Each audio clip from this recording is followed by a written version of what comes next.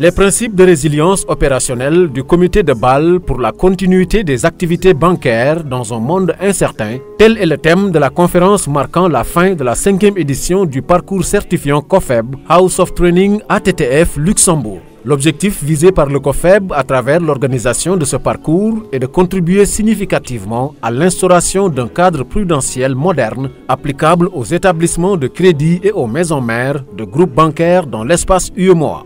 Donc là, il s'agit en fait d'un programme très original qui a été mis au point en collaboration entre COFEB et ATTF. Je pense que c'est le seul programme que je connaisse qui pratique de la sorte, où on a une combinaison de deux éléments. Le premier élément, c'est la formation sur les risques et sur la réglementation, les deux étant fortement liés dans le monde bancaire.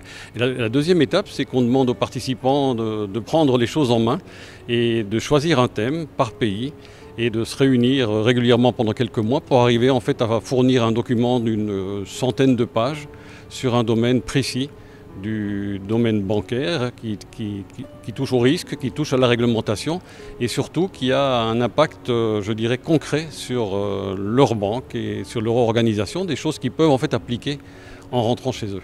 L'édition 2022 de la formation et coaching pour la transposition de Bâle 2 et 3 dans l'UEMOA s'articule autour de deux axes. Le premier axe est consacré au cadre en charge des fonctions opérationnelles et d'encadrement des risques. Le deuxième concerne les structures de gouvernance, notamment les directeurs généraux et les présidents de conseils d'administration. Il y a une nouvelle réglementation bancaire et les institutions de Bâle 2, Bâle 3 demandent à ce que les banques se conforment par rapport à cette nouvelle réglementation.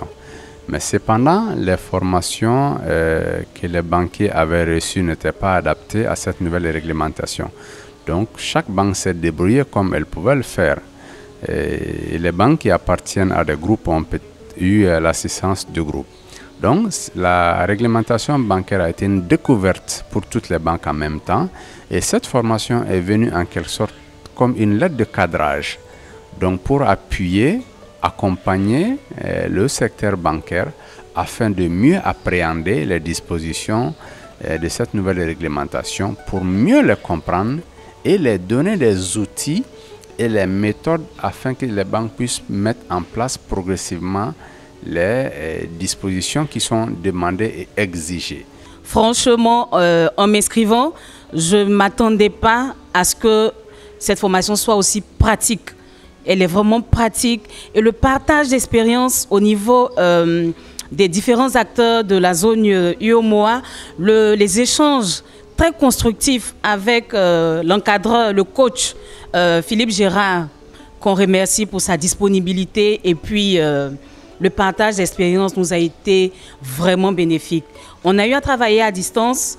Les seuls jours qu'on a eu ici pour pouvoir déjà lire et critiquer nos différentes présentations nous ont été salutaires. Aujourd'hui, l'acquis majeur pour nous, c'est la meilleure compréhension du cadre réglementaire. C'est de pouvoir réellement répondre aux attentes du régulateur.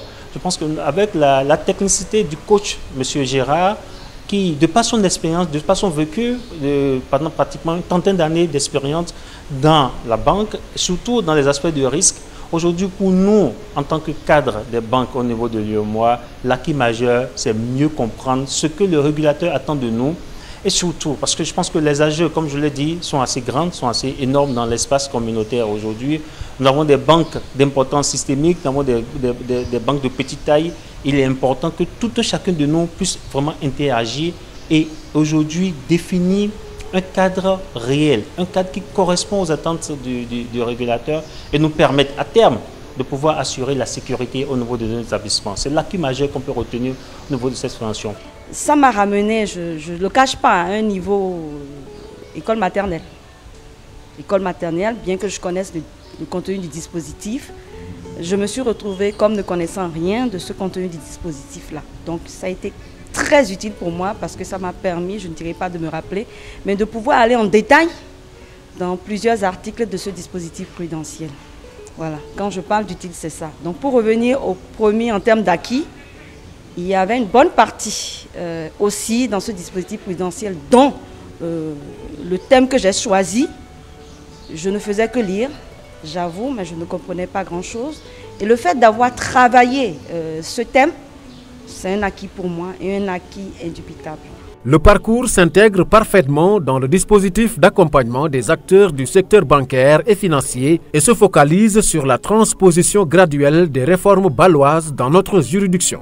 Il met à la disposition des cadres de haut potentiel des outils leur permettant d'accéder aisément aux fonctions de responsables en charge de la gestion des risques ou des engagements. Je pense que c'est la première fois que je voyais un régulateur, une banque centrale, qui se préoccupe en fait de la formation et de la bonne compréhension de la réglementation par ses administrés. Donc je pense que ça c'est l'élément clé. Et du côté ATTF, c'est l'idée du coaching qu'on utilise pour les travaux pratiques. En fait, c'est une idée qui a été mise en avant par l'ATTF suite à des expériences heureuses en matière de coaching des risques pour les institutions de microfinance à travers le monde. Comme l'approche donnée était intéressante, là où on coach des DG d'institutions de microfinance, l'ATTF a proposé au COFEB de dupliquer en fait l'approche et d'utiliser le coaching dans le cadre de notre collaboration COFEB-ATTF. Et je pense que c'est unique. Je crois que jusqu'ici, je n'ai jamais vu ça. Maintenant, ça fait 40 ans que je suis dans le secteur bancaire, mais franchement, là, on a quelque chose d'original. La conception et la mise en œuvre du dit parcours résultent d'un partenariat riche et fructueux entre la BCEAO et l'Agence de transfert de technologies financières ATTF, House of Training du Luxembourg, depuis plus de 10 ans.